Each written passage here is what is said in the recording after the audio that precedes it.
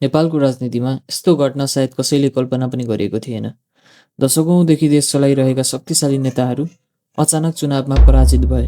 एक स्वतन्त्र सोचको युवा नेता पुराना राजनीतिक दिग्गजहरूलाई चुनौती दिन मात्र होइन, उनीहरूलाई हराउन पनि सफल भए।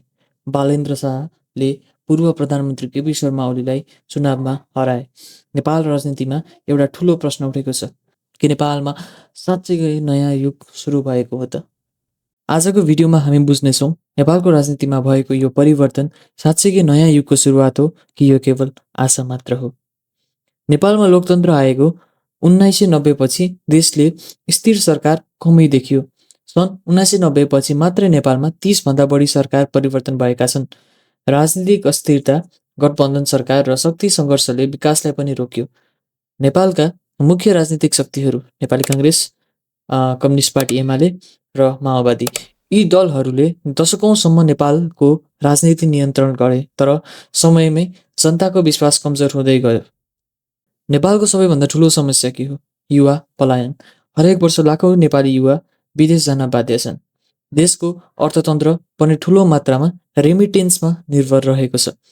युवाहरूको मुख्य प्रश्न थियो, नेपालमा रोजगारी किन छैन, उद्योग किन छैन र विकास किन ढिलो भइरहेको छ? यी प्रश्नहरूको स्पष्ट जवाफ राजनीतिबाट आउन सकेन। त्यसपछि युवाहरूले नयाँ विकल्प खोज्न थाले। यही समयमा एउटा नाम अचानक राष्ट्रिय राजनीतिमा उभियो, बालेन्द्र शाह।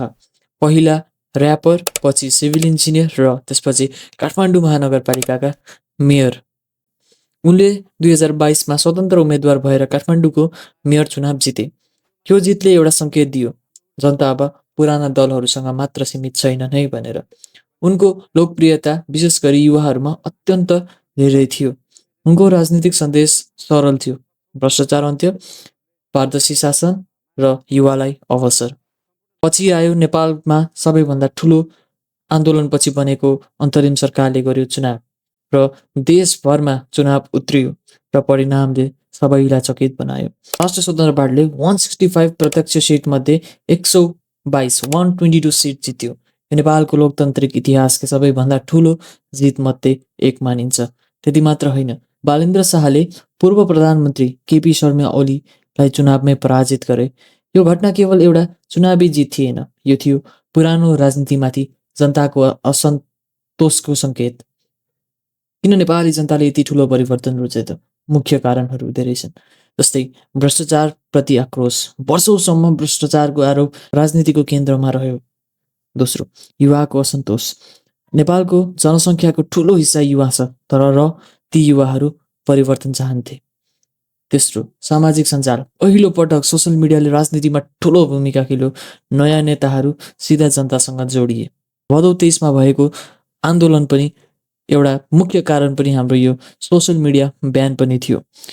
तर चुनाव जित्नु मात्रै परिवर्तन होइन, साँचो नि चुनौती अब सुरु हुन्छ। नेपालको प्रशासनिक संरचना अत्यन्त जटिल छ। शक्तिशाली ब्युरोक्रेसी, राजनीतिक स्वार्थ र आर्थिक समस्या। नेपालको जिडिपी प्रति व्यक्ति करिब $1500 मात्र छ र युवा बेरोजगारी 20% भन्दा माथि पुगेको छ।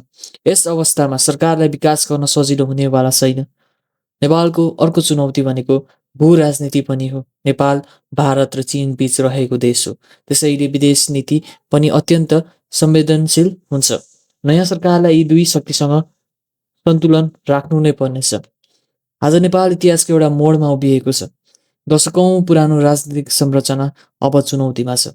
नयाँ नेतृत्व आएको छ, नयाँ आशा पनि आएको छ, तर अन्तिम प्रश्न अझै बाँकी छ कि नयाँ नेताहरूले पुरानो प्रणालीलाई बदल्न सक्छन् त, कि प्रणालीले नै उनीहरूलाई बदल्नेछ? त्यो एउटा ठूलो प्रश्न। नेपालको भविष्य अब केवल नेताहरूले होइन, नेपालका जनताले तय गर्नेछन्। तपाईलाई के लाग्छ? नेपालमा साँच्चीकै नयाँ युग सुरु भएको हो? कमेन्टमा आफ्नो विचार राख्नुहोस्। This is Anis Rizal signing off from this video. Thank you.